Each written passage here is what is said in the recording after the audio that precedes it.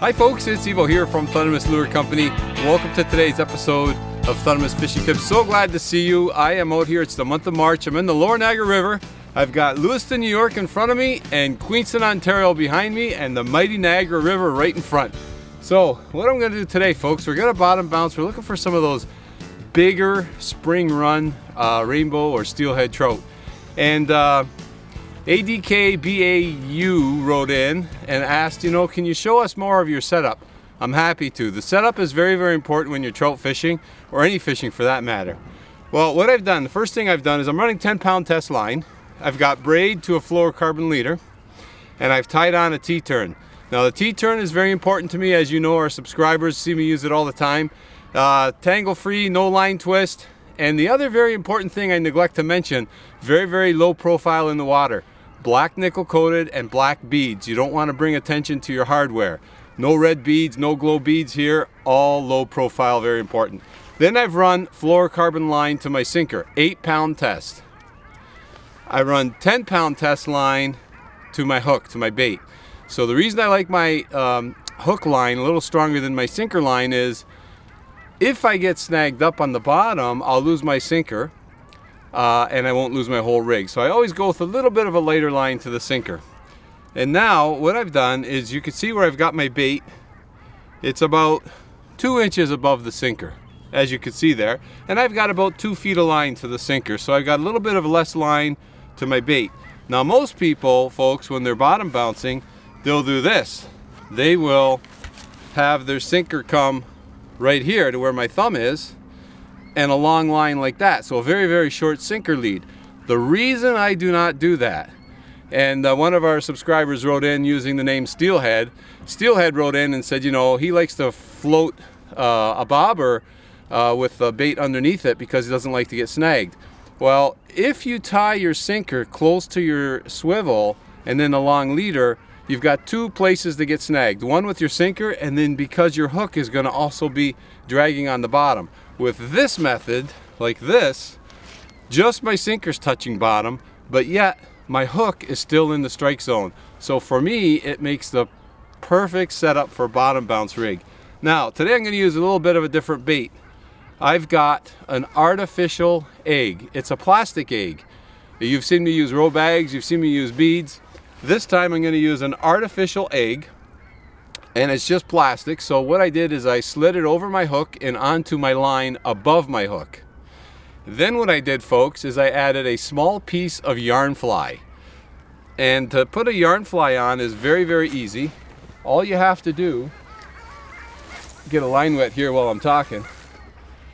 All you have to do to get a yarn fly is just slide the knot down on your hook, and then put your yarn inside between the line and the hook, and then just tighten the line up. From there, what you could do is snip off your yarn and trim it up into a nice little ball.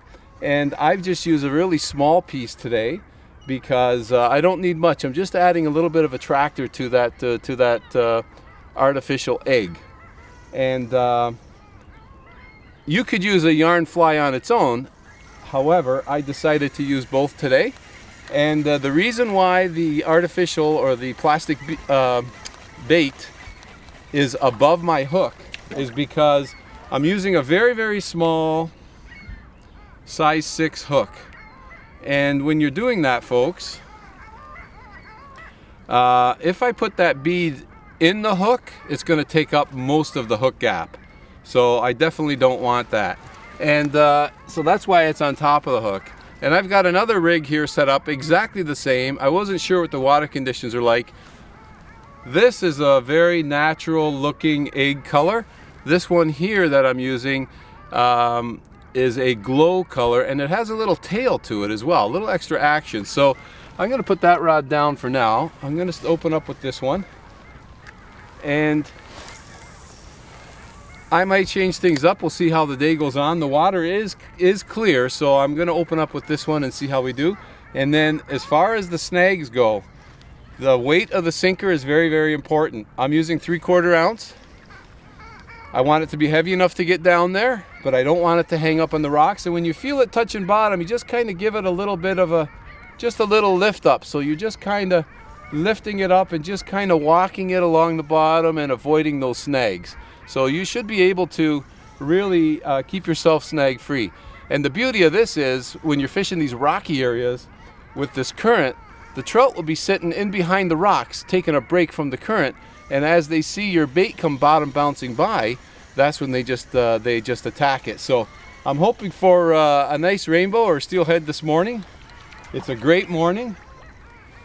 They're calling for it to be, fairly cloudy all day, maybe partly sunny a bit, and then a storm coming in later. So this is typical March weather for us. So how do you like that one, folks? I'll tell you what I did.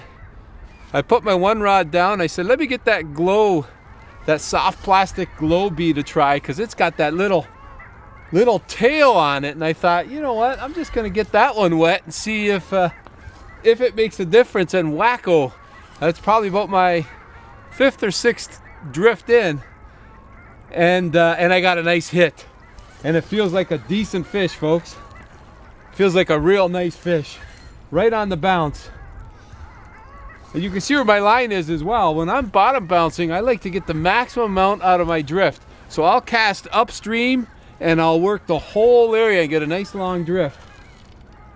Unless, of course, if there's people beside you, then you have to limit your drift. But this morning, we've got a free rein here, so it's great.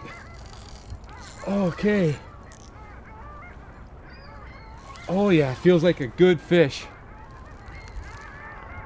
Now, I don't know if it's a rainbow. It could even be a brown trout this time of year. But boy, what a nice pickup, and this is a good fight. This is what getting up in the morning is all about, folks, and coming out here in the colder weather. Oh, it's a nice fish. Oh, that's a gorgeous fish. Nice steelhead, folks. I've got myself a real nice steelhead. A silver torpedo. Oh. Okay. All right, where's my net? All right. Where's Antonio when you need him? There we go. Oh, there's a beautiful fish. Real nice steelhead there, folks. He's all wrapped up in my line right now. Okay, let's get him off the hook and let's take a peek at him. Okay, we got the line unwrapped, so now I just got to get that hook out of his mouth. There we go. And nice little hook set just inside the mouth. There we go. Gorgeous steelhead, folks. Gorgeous steelhead. Oh, let's get you back here.